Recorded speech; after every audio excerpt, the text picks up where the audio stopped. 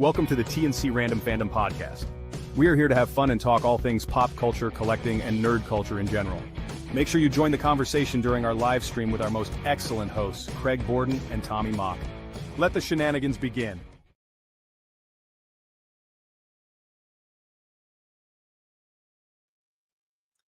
Good evening, everybody, and welcome to T&C Random Fandom. I am your host, Craig Borden, and with me, as always, my Star Wars buddy, because we're going to do nothing but Star Wars. What was the Chewbacca term for the life debt? I owe you a Wookiee wife debt, my friend. So what's going on, Tommy? Hold on a second. I got something weird going on here. I got all of this sounds. I got two different streams going on at once. So hit the other one. I got all of this audio from you or from Instagram and the stream going on all at once. I don't know what's going on here. Yeah. Make sure you go in those other windows, Tommy, and hit the mute button in all those other windows, and I'll just keep talking here for a minute. I'm trying. So on that note, everybody, we are going to have a fun time talking all things Galaxy Far, Far Away. The original tonight. We are going to be talking specifically to start things off is the 45th anniversary year of the movie Empire Strikes Back from the Star Wars universe, one of the best sequels in all of movie cinema. It is going to be a fun evening tonight to talk all things Empire and post, A New Hope, post Death Star blowing up, the ending on the most sour of sour notes if you watch it in the regular original order, not the chronological order. All of the above. It's going to be a fun time. As far as Star Wars tech stuff goes, Tommy, how are we doing? We're doing good. You know what? I had to stop my Instagram feed. Sorry. So those of you who are trying to join me, I apologize. So yeah. So I honestly didn't hear a damn word you said, but yeah, 45 years of Empire Strikes Back. I like to refer to this episode as episode 5, Tommy Strikes Back, because I didn't get a chance to be a part of our first Star Wars episode, you big jerk. So yeah, I get to, but I do want to apologize for last episode during our Ozzy tribute where I basically kind of took over, and I apologize for that to everybody, but I promise next time to allow other people to talk instead of me. I just, you know what? I was just kind of... You did fine. We just had to bust the balls for it. I was being a proud dad because I had my kid on, so, it is what it is. But yeah, Star Wars, let's talk about this original trilogy. I would have to say probably I joined the consensus that The Empire Strikes Back is a lot of Star Wars fans' favorite out of the entire franchise. What say you, Craig Borden? It's very, very far off the rest of them from Empire to me. It is just a perfect, good movie along itself. Like, if this was the first movie, we would be saying that the other movies did not live up to the quality of Empire Strikes Back. I just define the irony that this is a universe that George Lucas made, founded it, got it going, and then this is the only one that up to this point that he didn't direct. So it was kind of funny that it had some of these, obviously very involved in the creative process, but the directing completely out of his hands. And the vision came out very good between, I forget the gentleman's name that directed the actual movie, Tommy, but he did a really damn good job balancing what George had kicked off, the thoughts on hand, and obviously brought a nice soul to this movie, which is what really played up in the second movie. Mm-hmm. One thing that I always thought that was a really interesting kind of tidbit of information from this movie was the fact that they kept the big reveal secret, and from everybody, and they wanted to do that. And I think that was something that was really, really cool. But you kind of in this day and age, you have to do a lot of work to keep things under this kind wraps, of secret, right. And I gotta say it was really interesting believe it or not, I was 5 years old when this movie came out, and I was at the ripe age for, the Star Wars saga, if you will. and already been collecting, the toys and playing with the toys. And I know I told the story of wanting to be Luke Skywalker and having my mom cut my hair and she telling me he looks like Luke Skywalker. I wanted to be Luke Skywalker since the first time I saw the A New Hope, and now it's just like, okay, yeah. And then it got to You be scruffy really, nerf herder, you. and just, but from the opening scene to the very end, I mean, you got battles and you got, just probably one of the better lightsaber battles we'll see in a while. But obviously, when we get into the prequels, we'll see like really great lightsaber battles. But for this time in 1980, that was like the best lightsaber battle we would ever see is between Luke and Vader at that point. And then, spoiler alert for anybody who doesn't know by now, but the movie is 45 years old, and if you haven't seen it by now, what's wrong with you? But that's when we find out that Luke is the son of Vader, and one of the big movie reveals that kind of put people like, what? I thought no way. Oh, but to your point, they kept that under wraps, and I just looked it up because I couldn't believe I couldn't remember it. Irvin Kershner was the one that directed the movie, and for the longest time, up until the point they actually filmed that scene, Tommy, only him and George Lucas knew that. There was nobody that was like behind the scenes, like even Mark Hamill didn't know this. Right. And they more or less handed up, the story goes, I don't know how true it is there's obviously 45 years of people's opinions and back and forth and whatnot in this whole thing. It's the cousin's brother's former roommate joke. But they apparently handed him the pages that morning, and Mark Hamill's slipping through it and he's like, no. What? What? I think the only thing that probably would have made that even better is tell Mark Hamill, we're gonna do a rewrite, but we're gonna play with something. So we want to just get your reaction. So Vader's gonna say something to you. We want you to play off of that. Right? If they would have done it like that, like do like a Stefan from SNL kind of thing where they're writing the cue cards right there and like holding them up. Like, an update where they look surprised. Yeah, exactly. But it's ludicrous that this is the hero of all heroes, the way you get brought up in the first movie, and then you're on the path of making the hero even better, and you're seeing the greatness, and then him, quote unquote, just to play with a Simpsons line, come on Mark, you even left Jedi school. It's but it was just such a complex thing up to that point, even in the movie. And then you throw this grenade right into the midst of an epic battle of good and evil. And then you find out that he technically is only this far away from the dark side. Yeah. It's a heck of a piece to it. Yeah. This movie hits on so many different levels, and I have to go to some of the other movies because the big elephant is, we've also kind of get a notion that Leia is Luke's sister, and we get that moment where Luke gets that look on his face in Return of the Jedi when he's like, Leia. Oh. And then he's like, oh, wait, I made out with her. Man, I kissed my sister more than once. You start hearing the crying game. He's in the shower, like, it's like Ace Ventura.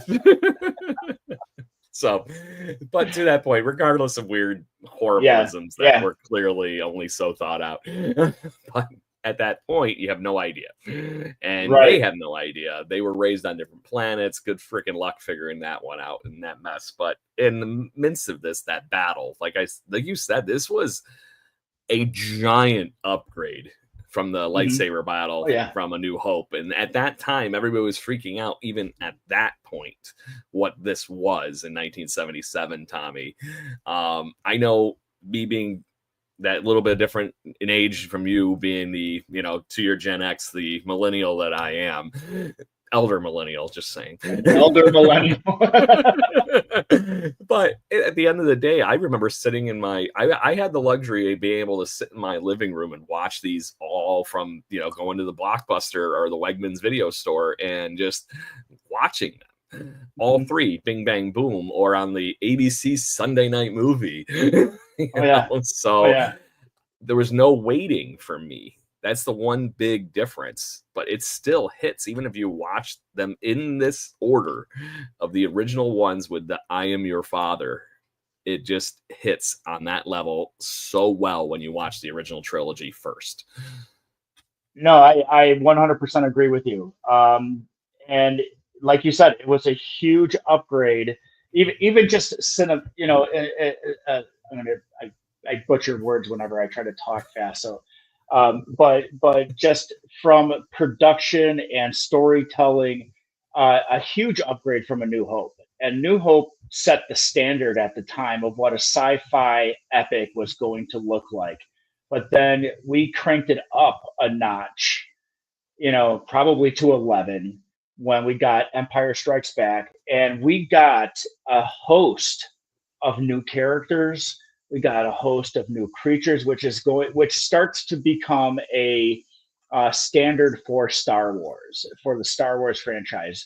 We get new characters, we get new environments, and I'll start with the very first scene. So in the very first scene of New Hope, we're looking at the Tantum 5, or right, Tantum 4, Tantum 10 to 4 gets boarded, and and we got what basically leads up from Rogue One, but we'll talk about Rogue One. Yeah, that's a whole nother. That's a whole other. But awesome. But a whole other. But we end up getting this, kind of scene similar to what we got with the droids, ending up on Tatooine. But now we're getting probe droids on Hoth, and eventually we get this huge epic trench war battle against a spaceship or a craft that we have not seen yet in the AT-ATs. Yeah. And then we, through different media like books and stuff, we learn more about why these things exist, what they are meant for. But we get this epic battle that people have put into video games because it was so loved. It was just, that's how awesome this was. And it's one of the best levels in Battlefront to play. It doesn't matter which version of Battlefront. It is amazing in all of them. Hoth is Hoth, and it is just so cool to be able to try and do all the things that they do in the movie and try and win that battle as rebels. And the Nintendo 64 game Rogue Squadron, that battle is like that's reason to play that game alone. Shoot your tow cable. But then we go into further. We get to learn more. We get exposed to new characters. We get our first on screen outside of the Droids cartoon. We get a live action reveal of Boba Fett, the bounty hunter. And not only do we get one bounty hunter, but we get a whole slew of bounty hunters that we, again, through different media, we learn all about these bounty hunters. But even a few that didn't have the best costumes. Just right, exactly. Like one that looks like a Gorn from Star Trek, which is OG Bosk. Ones looked like even had a there was even one they took out from the originals into the special editions that looked like freaking Godzilla basically, and there was some odd ones. well, like I said, Bosk looks like a Gorn from Star Trek, so because it might have been just laying around. Probably. So, but Tommy, I want to hit on a point while you're going on these same pieces, and this is some of my love of just I'll just say, going even past the Star Wars movies and stuff, A New Hope, the original Star Wars movie, ILM was not a thing. They were making it up as they were going on. Industrial Light and Magic was founded the same day as they started trying to shoot the original Star Wars movie. By the time 1980 rolls around, they're already becoming an industry expert. And the effects completely continue to evolve and pay off. And you saw the mad scientist, evil genius level of what Industrial Light and Magic was going to become in Empire Strikes Back. Because until then, they were only working on George Lucas's movies. So Star Wars, that's all they did. Eventually, they grow into the industry mammoth that basically is touched every movie that all of us love to these days. Whether you're a Marvel fan, Harry Potter, it doesn't matter. You talk pop culture on this show and it's based on a movie or a TV show, there's a 99% chance that probably Industrial Light and Magic had something to do with it. So to your point, instead of just being closed into a spaceship to begin the movie in, Star Wars, in Empire Strikes Back, you literally start in space. The probe droids land, and you get this mammoth of a planet that even has the panning shot of Luke to begin the movie, with Han and Luke on the Tauntauns wandering around the planet. So it was literally went from this to there's a whole world here. Either scrap. Okay, there you are. Because it was like, okay, you froze for a minute. So I was like, is he done, or did I lose something, or? You told me to freeze. But yeah, no. The new environments that we got, the new,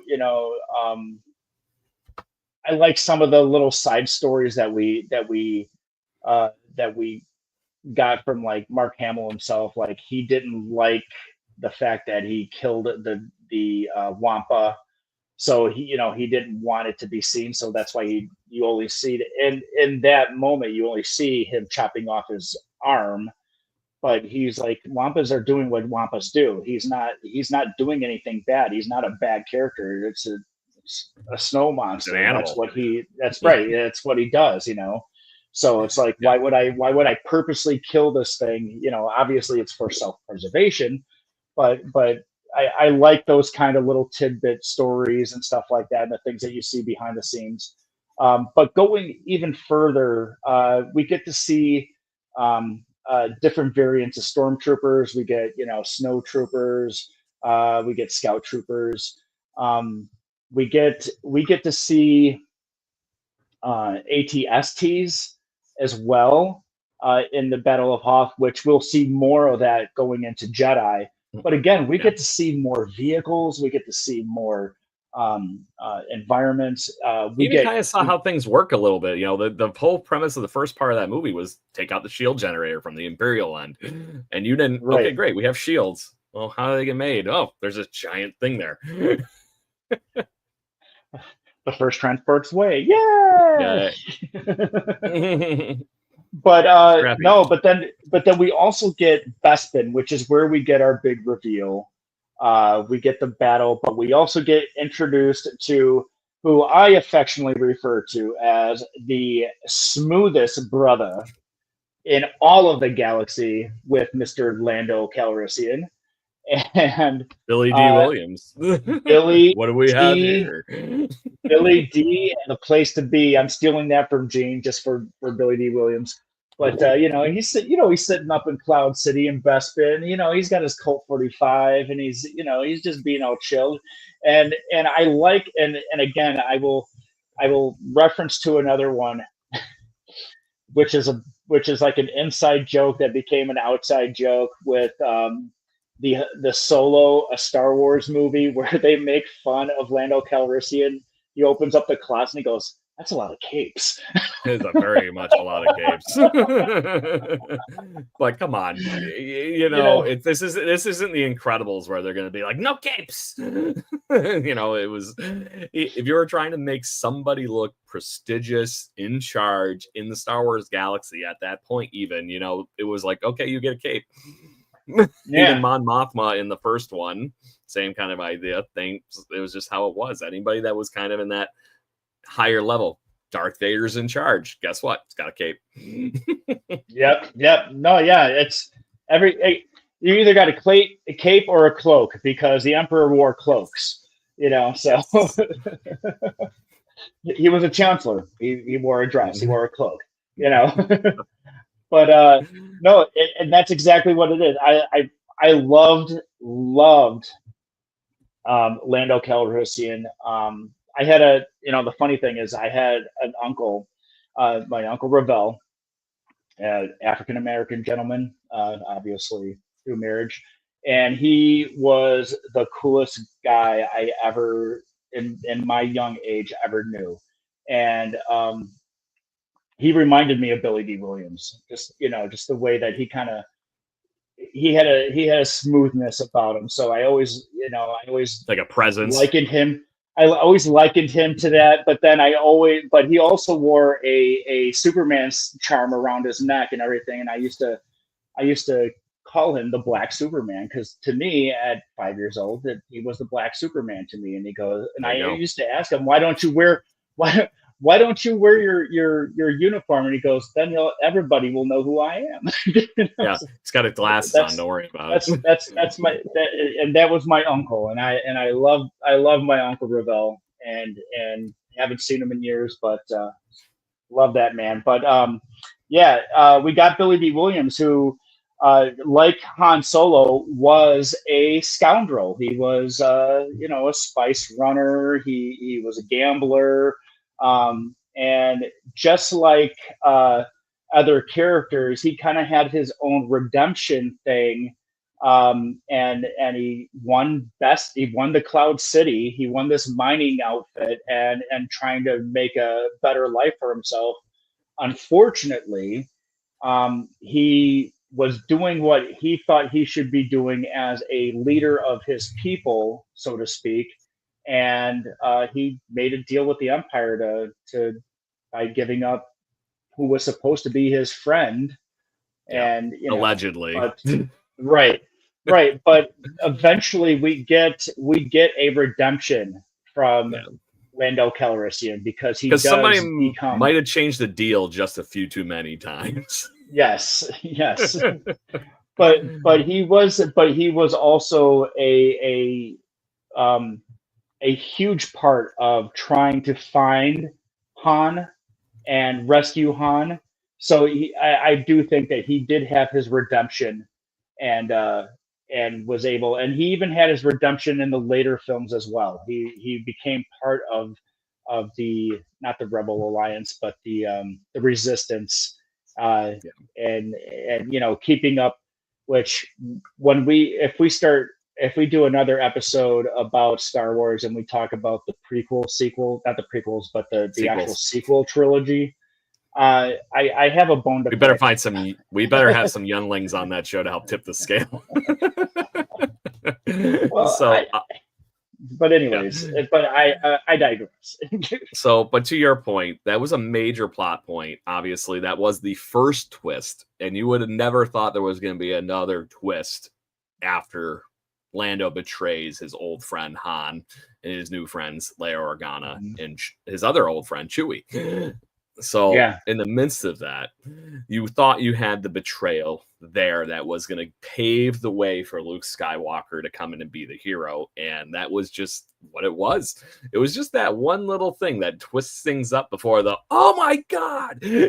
Right. But that was a hell of a scene right there anyways, because you do see the conflict in Billy D. Williams' character, Lando Calrissian, the whole 20 minutes of that part of the movie, where he's trying to balance out helping his friend and just not screwing over his whole people that is in Cloud City Investment. Right. So, but it was a great plot point that I don't know. And this is no ding to George Lucas as a director or anything, but that was Irvin Kershner's solid spot, was how these character dynamics play off of each other. And he did a great job with that piece. So, and here's something that we never, and I will refer to this as a Manchester by the Sea moment. And anybody who knows me, and this is only like an inside joke between my wife and I, but whenever I say it's a Manchester by the Sea moment, it's because the movie you don't get any you don't get an ending. There's no resolution. There's nothing. You don't know what happens afterwards. It basically just ends. So Fizzles. and so, and I'm not talking about this movie as a whole, but after we Han gets put into carbonite. Spoiler alert. Sorry, 45 years old. That's a whole nother part we got to talk about. Don't do too far. Right. Well, I know. And then, but they rescue Luke, blah, blah, blah.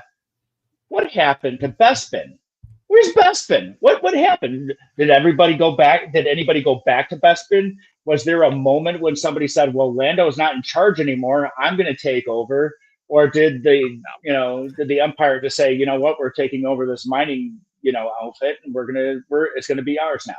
And that's what happened at all the folklore stuff outside of the movies and the video games and stuff. It just became an Imperial base after that. They needed the gas and everything for their lasers, and that's what happened. But to your point, on screen, I need to know. On screen, it didn't happen. Right. So inquiring minds want to know. And now with the Disney reset, who knows what happened? So anyways, I digress on that part. Let's talk. We got to go back a little bit further in the movie before we get to the part that I want to really make sure we have time to talk about, is the scene with Han and the Carbonite. But I want to go back a little bit earlier in the movie. Luke is summoned to Dagobah by Obi-Wan Kenobi, representing himself for the first time again, at least on screen anyway. We find out later and all sorts of other shit he did a bunch of times before that, but this is the first time. We never thought we'd see Obi-Wan again, and we find out that the Force is something even more mysterious than we were led to believe in the first movie, because he's not just a disembodied voice anymore saying run run run or use the Force, right? Which for all you knew was a inner monologue from the first movie. You hoped it was him, but you didn't know.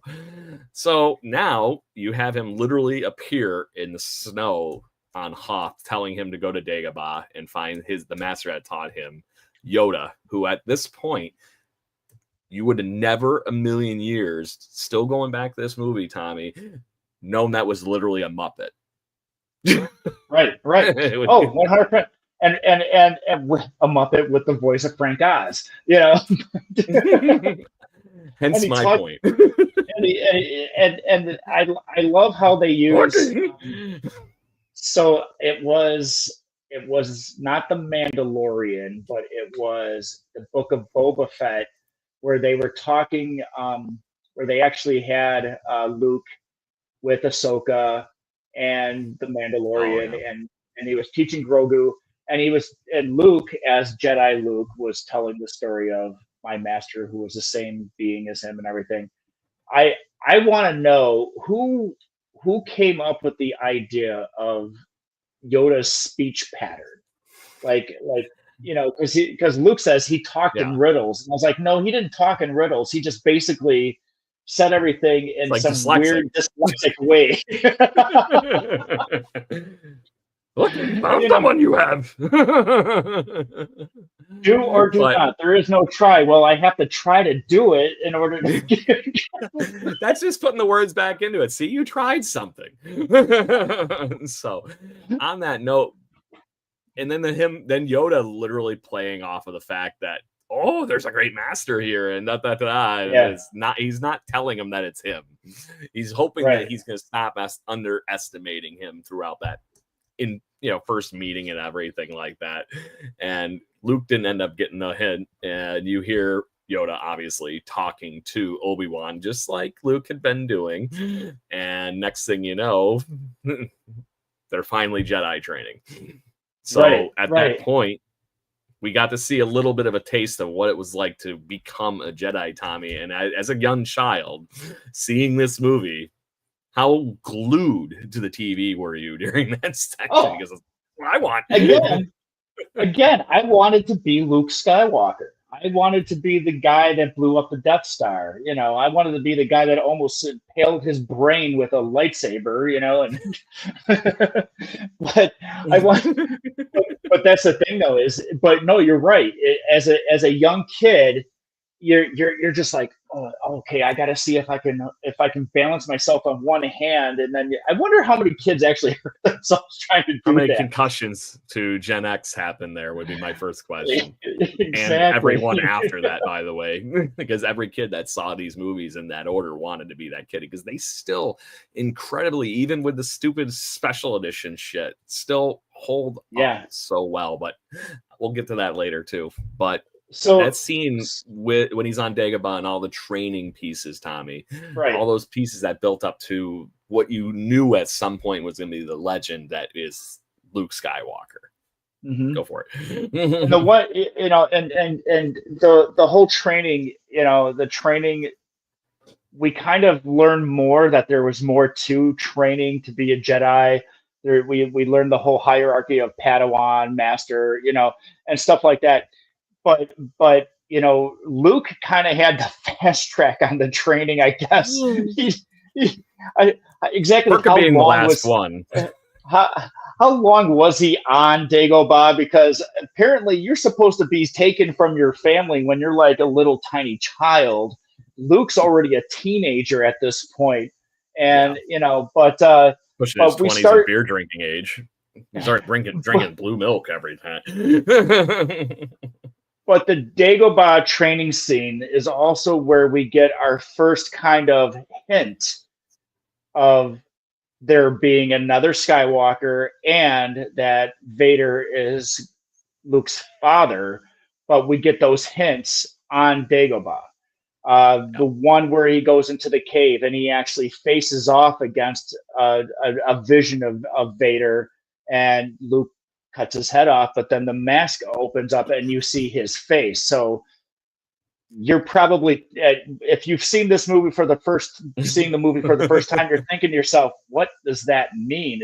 Is Luke Vader? Is there something, is there something more that we should be thinking about? But or as is it Luke the fact that he's going to be tempted by the dark side? It's it's more right, whatever it might be. But go ahead. Right, but then we also get that next hint to another Skywalker when the ghost of Obi-Wan and Yoda is sitting there on the log, and Luke is off on his way to Bespin to help save his friends. Obi-Wan says that boy was our only hope, and Yoda's like, no, there's another. And we're like, whoa. And so now we're starting to wonder. And then once we go through Bespin, and I know I'm going to skip just a little bit, and Luke is hanging there after his epic battle with Vader, and he's reaching out with the Force to try to get Leia, and somehow, some way, he knows to be able to talk. He can talk to her through the Force, but still at this point they don't know that they're sister or brother yet. So and that's after somebody told him he's going to deal with Vader alone if he goes now, and Obi-Wan lived up to that word because he left him there hanging. Yep. But on that note, and that was literally the hero falling the hardest of falls in many movies I've ever seen. And still to this day, you don't see your hero take that many lumps that quickly in a movie very often, Tommy. He's losing friends. He's obviously getting, defeated to the point where he had just got his hand cut off, and then by the way, we're just going to pepper some bad news right on top of that, right and then you go through this giant fall that vacuum sucked or whatever the hell happens to get pulled into the the air shafts underneath Bespin, and then just literally hanging out and hoping for somebody to hopefully pick your ass up and go back to work. and while and before all of this, now we have to kind of backtrack a little bit more because obviously, welcome to the brain of Tommy, where everything is all over the place, and you kind of have to try to come ADHD. But anyways, I didn't take any Adderall today, so it's just like everything is all over the place. But but we get a bounty hunter moment with Boba Fett and Vader, and we have a captured Han, and who has a giant bounty from Jabba the Hutt on his head. which we kind of get in A New Hope, in the beginning of A New Hope, and even with the special edition, special edition where they redo everything, including who but shot first.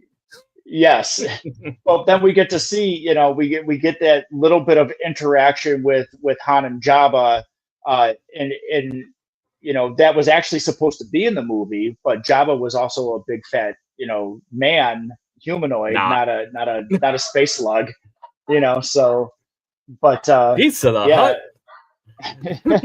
he ate himself. But so then we get this moment that we're gonna see Han Solo get captured and frozen in carbonite, which they use for the trash evidently, but now has become lore as that's what bounty hunters use. After that, that's what bounty hunters ended up using to get their bounties, and we've seen it in The Mandalorian. Actually, like the very first episode of The Mandalorian, we see a bunch of, carbonite bounties that he's collected and everything. And but doing pretty good. Business looked like it was booming a little bit. Just saying. right. And but this whole movie kind of, and I'll go to the Clerks version. It ends on a down note.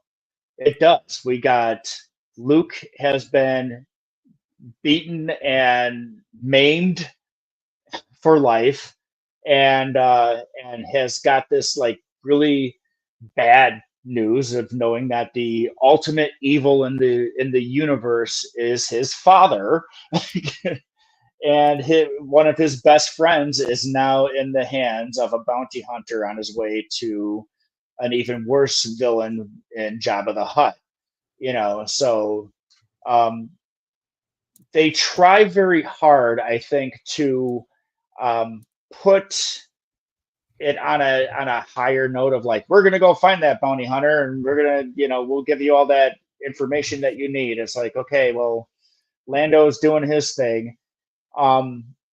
Which is, I liked the idea of there being, filler stories in between the movies, like Shadows of the Empire, where we meet some other subordinate characters who actually help in the finding of where Han is at, which ends up being back in Tatooine. But surprise! But yeah, center of the universe. I gotta say that I do agree with a lot of Star Wars fans that this is by far the best movie out of all of them.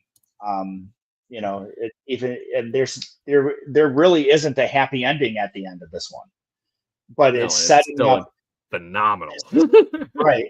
But it's setting up for an epic ending. And I think it does it, and it does a very good job at it, but we won't get much as far as an even better lightsabers battle in Return of the Jedi, because to me it's about pretty much on par as the same. We get better lightsaber battles in the prequel trilogies, which I think we do, and then I don't even think we get decent lightsaber battles in the sequel trilogy. They seem very washed over to me. Yeah. The only one that honestly stands out on its own from the sequel trilogy is the throne room scene where Snoke gets killed. And I hate that movie. But to that point, I've come a little full circle on some pieces of that too. So we'll talk about that in a whole nother episode, because tonight's Empire night. So I do want to point out something that why this might stick out and resonate with people a little bit more before we talk about the Carbonite scene, because that is a monster one that I want to talk about because of apparently some of the stories that have come out since. This movie, the biggest conflict in movies and books and history and all these kind of things is always the hero's journey, right? How what do they have to go through, the toils and tribulations, all these kind of things. in wrestling terms that I've learned more recently, obviously getting more back into pro wrestling with my wife and my kids, it's always more fun for the hero to be chasing the title in the championship rather than to watch them just be winner, winner, winner, winner, winner. Because it's more fun to watch them climb uphill. That is where this story really goes. You end on the highest of all highs. You blew up the Death Star, Luke Skywalker. Your friends are now awesome. It's a scene out of every insert happy ending here. You assumed you were going to keep getting that same thing when you went to go see Empire that Strikes Back, or you grabbed it off of VHS or DVD whenever you happen to be seeing it. You see the hero start even off tripping with the Wampa and all these other things, and you see him continuing to claw his way up. You're seeing a full-fledged character form out, not just the hero and the savior at the end of the day. You're finding somebody like Luke Skywalker, even Han Solo for his character arc, literally getting punched in the gut and still trying to come out on top of it. And like I said, Luke Skywalker's character specifically took repeated blows near the end of this movie, and you still end up seeing them kind of ready to go for the next round at the end of the movie when he's getting his new hand and all that kind of stuff. So, Tommy, that hero's journey, I think, was the big sell on the piece of this movie. What do you think? No, you're right. You're right. Again, it sets the stage for him. For him to become the Jedi that he will become. Yes. You know, in A New Hope, a lot of what it was happening was luck. A lot of what was happening was kind of the ghost of Obi-Wan. There is no luck. Right. well, the ghost of Obi-Wan kind of guiding him and everything, and giving, but never giving him really anything to really work with, because everything kind of was set into motion prior to him even being a part of all of this. And so, call it what, destiny, that it was supposed to happen that way or whatever, but could the events of A New Hope still happen if Obi-Wan just picks somebody else? But it's the same. You're making the same horrible joke that everybody keeps saying about my lovable Indiana Jones movies. What if all this happened to Vinny was there? It's not a joke. I get it. Still, no, but I was entertained. But we see in like the Obi-Wan series that Obi-Wan had other interactions with young Leia, which I know at the time wasn't, when Empire came out, wasn't canon, wasn't even thought of then. But yes, could it eventually have happened if Obi-Wan was sent to be the overseer of Leia, as opposed to being the overseer of Luke? Possibly. What would have happened if Luke just said, "You know what? Screw you, Uncle Owen. I'm going to Tashi Station. I'm going to go get those freaking power converters. F the Force. I'm going to go see old Ben and see what the fuck he's doing." Exactly. Don't see need what you in that your blue milk. scruffy-headed nerfers. but you imagine when Luke Skywalker grows up to go to Tashi Station just being like a freaking biker punk. Hanging out in the speeder. I made a meme on Instagram years and years and years ago, like during first Star Wars Day. And I had said, do you think that there's some guy at like a warehouse that's like doing inventory, and he's going, what are these outdated power converters doing? Like he's like trying to figure out why that kid never came to get his power converters. It's like, it's like 10 years down the road. You're like, years, yeah. By the time the sequel trilogy ends, the guy's still going, what the fudge are these sitting here for? These are outdated. Inventory hold, man. Watch out, it'll get tariffed. Yeah. Some engineer in Tashi Station's going, why do we still have these things? Exactly. Oh my God. So anyway, Tommy, we got 15 more minutes left in our hour, and I want to talk about specifically the Carbonite scene. Yeah. Like we had talked about, Boba Fett and Vader and everybody have caught Han Solo. They decide to encase him in Carbonite because they're hoping that's what they're going to be able to do, and he's going to survive it, is Luke Skywalker, so he can be brought to the Emperor. Not kicking and screaming, just here's your slab. Right. So they decide to test it on Han Solo. What still to this day, I quote with my wife, she does it back and forth with me. It's just insane. And to think of this, that dialogue, the way that scene ended up, almost did not happen.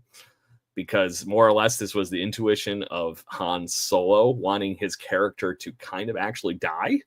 And he wanted to go out on a nice note. Right. He was not expecting to be back. He thought that he was literally going to die, and he thought the character needed to die. He's glad in hindsight that didn't happen. But at the time, he thought Han Solo needed to go.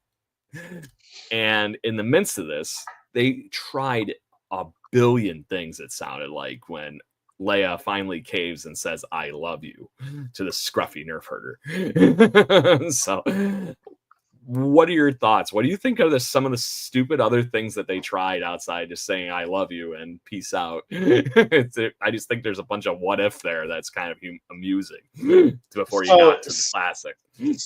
So one thing that I want to say is that unless you are a true Star Wars fan, some people will forget that premise. The reason why they encased Han Solo in Carbonite wasn't to encase Han Solo into Carbonite. It was to test it to see that if Han Solo survives, then yes, that's how we're going to get Luke, and that's how we're going to present Luke to the Emperor, so we can thaw him out and turn him to the dark side, and then we'll have two Skywalkers on the dark side. You know? Right. Team Evil all the way. All right. but anyways, I mean, but we do see a tender moment with who at first is this really powerful, headstrong woman, and she's 100%, but she softens with this scoundrel who she tells him he's a scoundrel, and he actually likes that, but again, a scene that we completely miss is inside the sandworm on the asteroid, is where they have their first kind of tender moment, where they potentially were going to have their first kiss, but then C-3PO, who freaking totally fucking droid blocks and then you get the Minox, but then you finally get this, but then you get this finally a tender moment between the two that eventually will spark a true romance between the two. And I think it's probably the best. It just sums up the lines between the two. Just sums up exactly how they are. Leia, her guard is down. She actually does love this man, and Han gives the perfect Han answer in this most dire of times and most vulnerable of times, when she says, "I love you," and he says, "I know." But she gets him back in Jedi. She gets him back in Jedi, which is awesome. Yes. But no, I honestly, I think it's perfect the way it is. That's just because it shows her outside of being this very militant, very driven, a strong female character, and letting her guard down and right.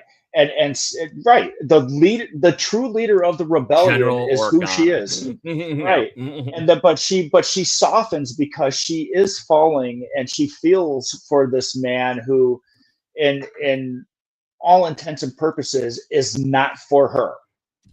And you know, and that's I think Are you it's saying the Bail perfect way. Organa wouldn't have matched up in a with Princess I Leia? think Bail Organa basically would say that is not the man I want for my daughter. Thank you very much.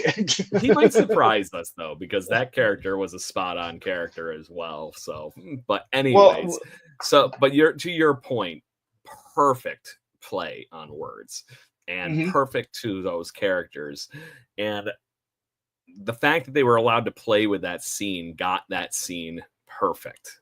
Period. Right. I can't imagine that scene with Han Solo just going, "I love you." It doesn't have Right. any No, pop to it. It's not his character. This was it's not. so perfect to their relationship, especially throughout the rest of that movie.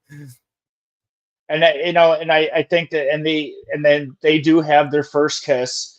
It is under duress, but But it happens. but it happened. But and I think it truly does solidify something for her and him, even though he knows I may not survive this, but at least he had that one single solitary minuscule, parsec, if you will.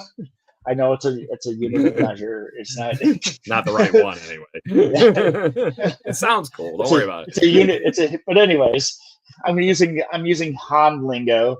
But anyways, it's but at least they have that one moment, and I think that's also what starts to drive her into I'm going to go find Han. I know he's alive. We know that he survived. I'm going to find him. I'm going to bring him back because this is my man. And yeah, that becomes a driving force for her.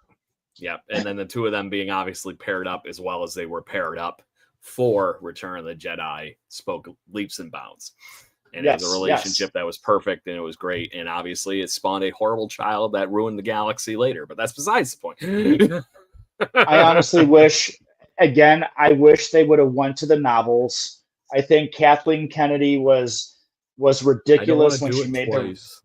Well, I think Kathleen Kennedy, had said there isn't any other stuff out there, and we're like, and all the Star Wars fans were like, what are you talking about? There's novels, there's comic books, there's stuff that just expanded the lore. It was way so convoluted beyond. Was the problem, but to that point, you could have picked and chose the coolest things, and having the Mara Jade and I forget the other, but anyway, the actual Solo children, from that, and do what you want with them. It would have turned out just as fun, even if one of them had fallen to the dark side. That would have still been more fun.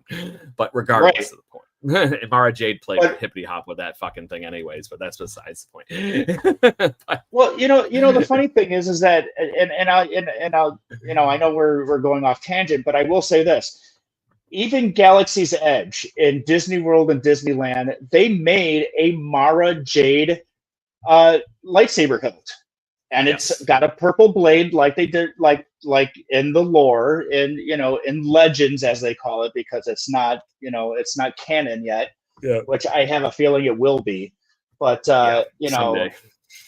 But I would have liked to seen the Solo twins, because I think that had a lot more potential to expand the universe and continue the Skywalker saga, if you will.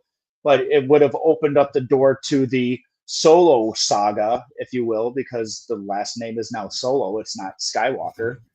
I would have liked to have seen Jedi Leia. I would have liked to see more of that instead of just her doing some training montage. And then, it's like, well, you know what? I'm going to go be a senator again.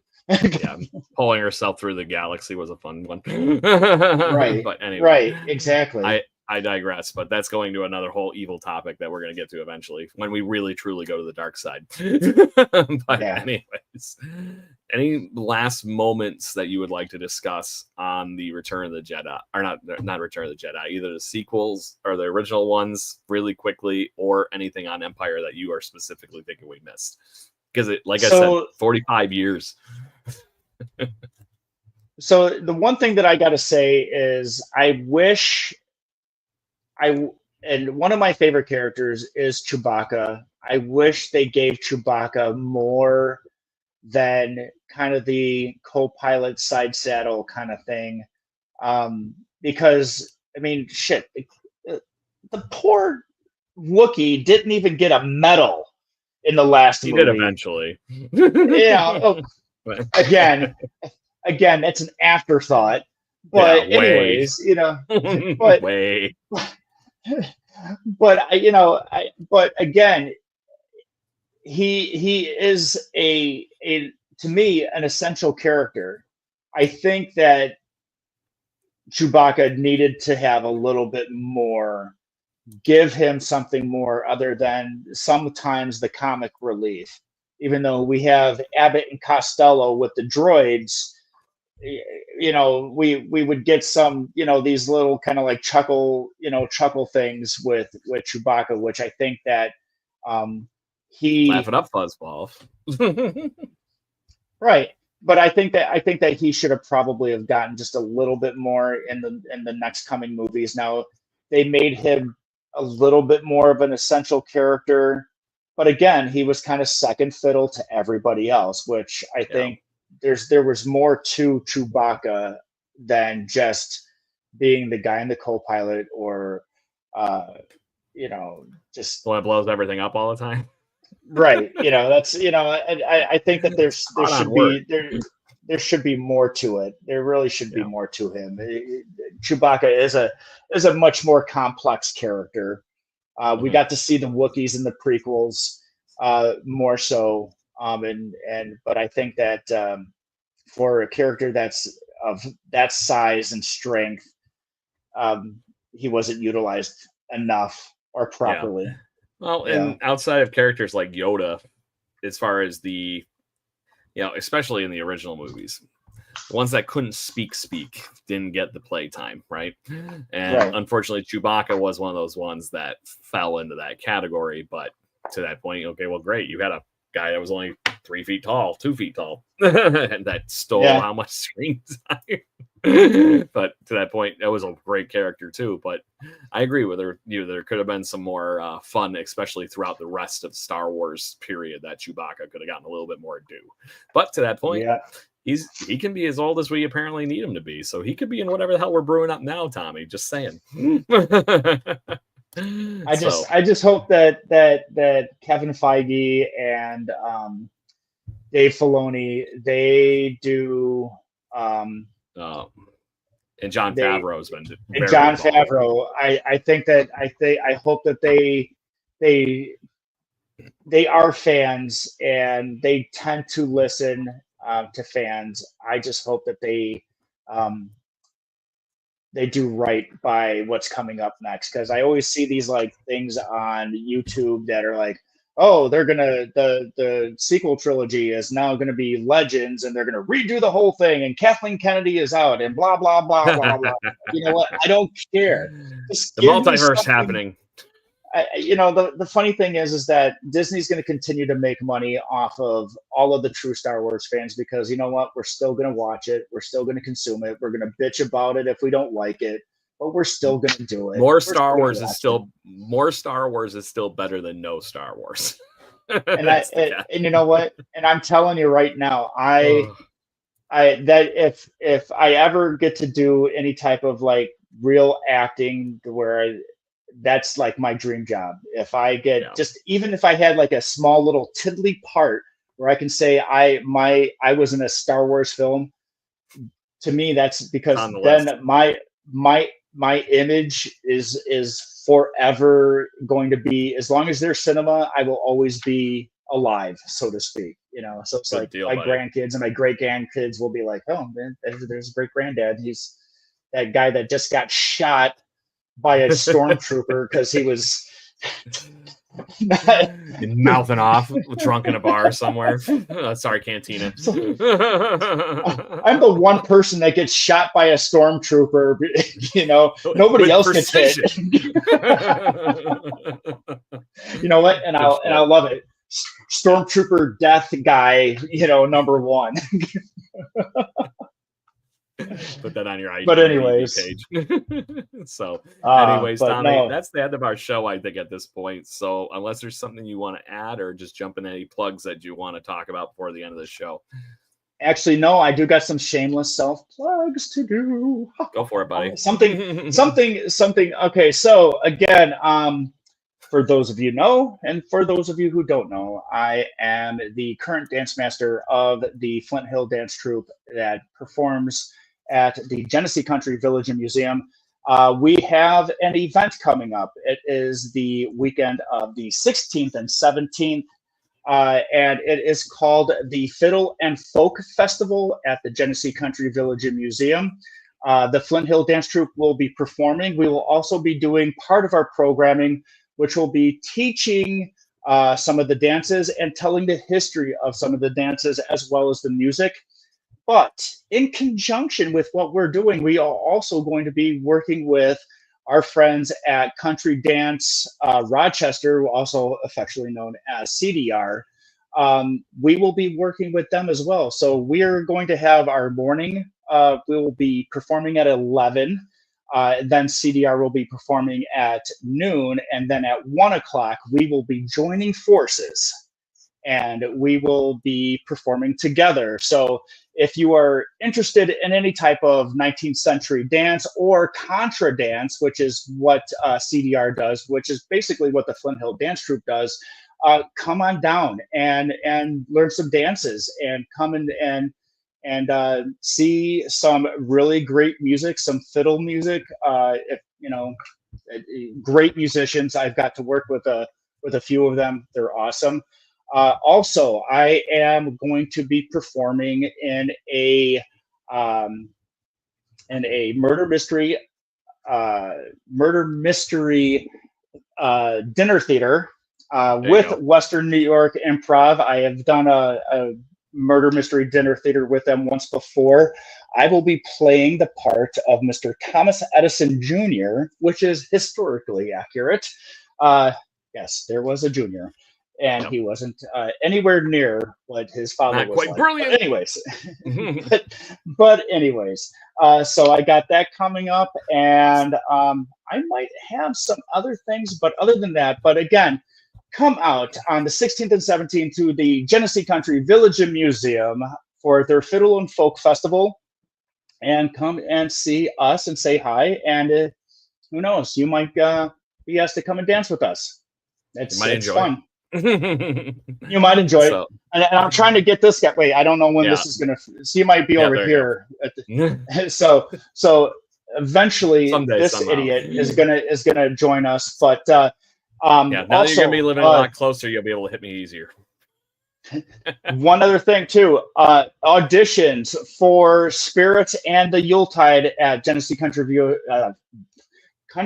Genesee Country Village and Museum are the 23rd of August. Go on to their website and they will have their online form that you need to fill out so you can come and participate in the audition process. If you have any questions about that, you can contact me at TJMock75 on Instagram. Or hit up any of these things, and we'll make sure Tommy gets the message. Yes. Or contact us here, and I will get the message, and I will give you all the information that you need. So again, if you are interested in auditioning for the Spirits of the Past and the Yuletide in the Village programming, please contact me, and I will get you all of the information that you need and to fill out that online form. That is it. That's all I got left. Take it away, Gregory. So, fun 3 weeks on my other podcast, the Jaybird Watching Podcast. We are going to have actually everything from fans on the show the next 3 weeks to literally rock stars. So this week we're going to have our friend Dave Steve Daly from Twitter is going to be joining us to talk all things. One of the best pitchers in Toronto Blue Jays history. Still the only guy that has an actual no-hitter for the Toronto Blue Jays, who were founded in 1977. just like Star Wars. Just saying. Good year. So then we got the voice of the Buffalo Bisons who is going to join us the following week on the 27th. And then rock star Shane Told of Silverstein will be once again coming back on the Jaybird Watching show to be able to talk all things Toronto Blue Jays and his most recent tour with his band in Australia, of all places, Tommy. So that was a fun one. Land down under. Apparently they're big over there. So good on them. So, and the last Tell thing them to bring back some Vegemite. Yeah, there you go. And on that note, then I think you and I are doing a certain road trip together that is going to be possible material for the show. I am going to let you say it. Oh, you want? Okay, fine. You want it. Okay, so tag along. So those of you who have followed us and me in particular know that I was on the Drew Barrymore show with my wife back in April. And I just so happened to be on the show with Billy Idol, and I got to answer a trivia question about him, and I won tickets to see Billy Idol at Madison Square Garden on actually August 20th is coming up, and with backstage passes, photo ops, get to meet Steve Stevens, his guitar player, longtime guitar player. But unfortunately, Karen can't go because this is the busy time for college. And those of you who don't know, she is the Dean of Students for SUNY Geneseo. I just always like to throw that plug out there because, I'm proud of my wife and I like, putting out there anyways that she's the Dean of Students. But anyways, but my partner in crime here, Mr. Craig Borden, is graciously going to take that ticket and come with me. So we're gonna take the train from Rochester. We're gonna make our way down to Madison Square Garden, and we are going to rock out with Joan Jett and Billy Idol and Steve Stevens, and we're gonna get some pictures. And guess what? Like Craig said, we will have some content to put out there for our socials, maybe even it might be just our next episode. And might, you know what? Yeah, if you could sit through 6.5 hours of us at a Comic-Con. Yeah, exactly. And people did. And we thank you for that. That was one of our most popular episodes, especially the one after I edited all the dead space out of it and just broke it down to an hour. So good stuff. But yes, sir. But I'm looking forward to it. It's going to be fun to go on the road with you, Jenny's. It's been a long time since you and I have actually done a road trip together. We've hung out, we've done all these things together, but we have not done a road trip since you and I worked with each other when we were literally traveling around fixing anything that the military would break. And you know what? We could probably even do a supplemental show on our way there, just talking about stuff on the train. We could probably just put our microphone down and hope that we get an hour worth of content. It's a 7-hour train ride. A few minutes later, we're still here. Yeah, it's an early morning. It's an early morning train ride too. It's like 8:10 is when we need to be there. Yep. So but no, we got a hotel down there. It's gonna be fun. Rock out to some Billy Idol, and I don't know if you've heard his new album, but it's actually pretty good. He's got some. I liked it. It's got some good duets on there with like Avril Lavigne is on there and stuff. But yeah, no, it's good. It holds up. I think it's probably better than some of his later stuff that he's had. One that I've actually seen popping up online a lot lately, and this is to our Ozzy tribute last week for the many and one reasons why we chose to do that show. During his Rock and Roll Hall of Fame induction for just Ozzy, obviously he's actually a 2-time member now because they finally smartened up and put Black Sabbath and him in it. Who would have thought the Rock and Roll Hall of Fame needed the god of metal? Just saying. Right. But Billy Idol did a performance that night, and he sang No More Tears with Zakk Wylde and all these A-listers. Chad Smith was playing drums.